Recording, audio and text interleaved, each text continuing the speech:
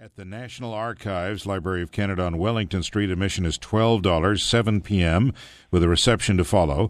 And this film makes the claim that the UN has become a clubhouse of dictators, thugs, and tyrants. Ami joins us now from Florida on the way to Ottawa. Good morning.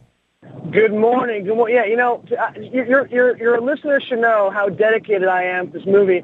I'm at 7 in the morning. I'm driving from sunny Florida where it's 80 degrees to Ottawa, where I don't even know how cold it is, you know, because you got that Celsius thing going on. By the way, how do you guys even know how cold it is? You got to wake up in the morning and you got to, like, you know, multiply by 18, divide by 2 every morning? I don't get it. You know what? You walk outside and say, is it cold this morning? Not bad. You know what? Bring your umbrella. It's raining today. Oh, joy. Joy. Yeah. Now, listen, Ami, let's get into the subject matter. You're making the claim that the United Nations, because it is, you know, everybody gets in there, whether they're running a dictatorship or not. Everybody gets to have a seat at the General Assembly. You're making the claim that it has now become a clubhouse of dictators and thugs and crooks. But while there will be some, no doubt, in the General Assembly who are thugs and dictators and crooks, do you not still believe that we have to have a world body at which at least we make an attempt at bringing all the nations together for discussions? Absolutely. No doubt about it. The issue really is that what you have is a situation where these thugs and dictators and juntas and tyrants all band together. And unfortunately, we in the West, not just the West, but all democracies, have a hard time getting together on any particular issue, while these other people are able to do it because they protect each other. And they have all the interest in the world to help protect one another. And therefore, they end up dominating the General Assembly. But forget the General Assembly. They dominate far more important bodies. Like the Human Rights Council. Exactly. That's exactly where the problems really begin to happen. And while I don't have a problem with all countries, whether you are bad, good, or indifferent, speaking to one another, no problem at all. The issue I have is when the United Nations refuses to make judgments or create standards for countries to be given the kind of power or responsibility that goes with the position or even the head of the Human Rights Council or Commission. So, for example, on the Oil for Food program, how did that end up being such a big scam? Was it because of interference by some in the Middle East? Or was it purely because in particular, Iraqi leadership was able to siphon off the money for its own use? Of course, you asked a great question, but the one question I'll take me about 20 minutes to answer. But to cut it down in just a soundbite, essentially the problem with the oil food scandal was this. Listen, the idea of supplying the Iraqi people with oil and with food and medicine obviously was an important one, and one that everybody supports, us here in America, in Europe, and so in the Middle East and so forth. And it was important and it was necessary.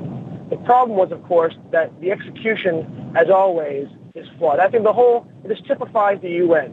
Great idea, horrific execution.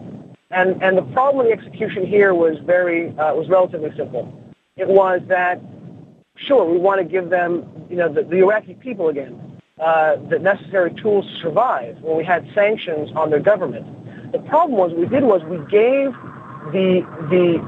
basically the person who ran the program Hussein himself. Now, if you're obviously going to give that kind of responsibility to the guy who you're sanctioning, you're going to run into problems. So of course, all the oil, all the food and medicine that he ended up buying for his people were low quality, if not expired. He essentially cut deals both on supply side and the buy side with his friends so that he kept siphoning off large percentage of the money coming to him. And here, Ami, is where I'm concerned about the contemporary issue of the day, which is Haiti, that the aid that is going to Haiti actually end up helping the people. At the minimum, if some of it is misused, or spilled, as I call it, that at least it's not going to be because of corruption. Yeah. To be honest, it's a little too soon to know what's happening there. although I'm already hearing reports that there is a tremendous amount of corruption and graft associated with the money coming into them. So I wouldn't want to make a statement that that is in fact happening on the ground and that the food and medicine is not getting to them in the numbers it should. But if the track record is any indication, it's not a good thing. But it's certain the lessons we've learned in the past do tell us this much. Go in with your eyes open. Expect that there will be attempted graft, there will be attempted corruption, and be wary of it. Look for it and try to police it, right? Well, you would think so. Let me give you a very quick example of the type of organization that we're dealing with here. Again, it typifies the great idea, horrific execution theme that continues on with the United Nations. The UN, a couple of years ago, decided, many years too late, but at least they decided, hey, I think that we have problems in corruption in one of many areas, but one area they chose to look at was procurement for peacekeeping. In other words, everything peacekeepers and the peacekeeping department bought, which is billions of dollars. And they brought in really a crack team, an American-led, white-collar, forensic accounting team to look into all their procurement. And what they found was over 50% of all procurement was riddled with fraud. And what was the UN's response to that? They fired the team.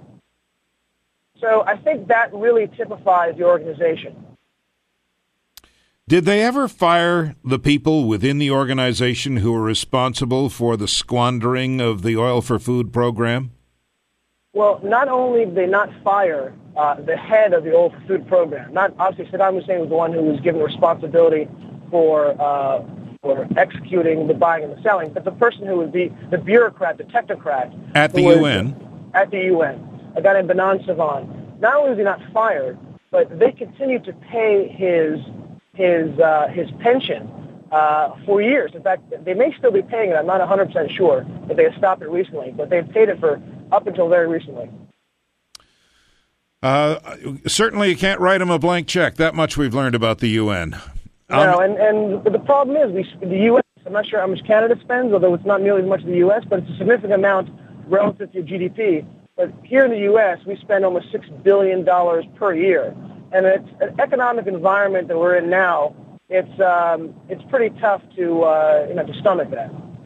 Ami, thanks very much for joining us, and we'll toughen you up when you come to Ottawa tonight. You're getting wussy down there in the sunshine. I know. Yeah. I'm a soft American. What can I tell you? Okay, see you soon. All right, guys. Thank you. Ami Horowitz, who is a filmmaker, being sponsored on a visit to Ottawa tonight. Free Thinking Film Society.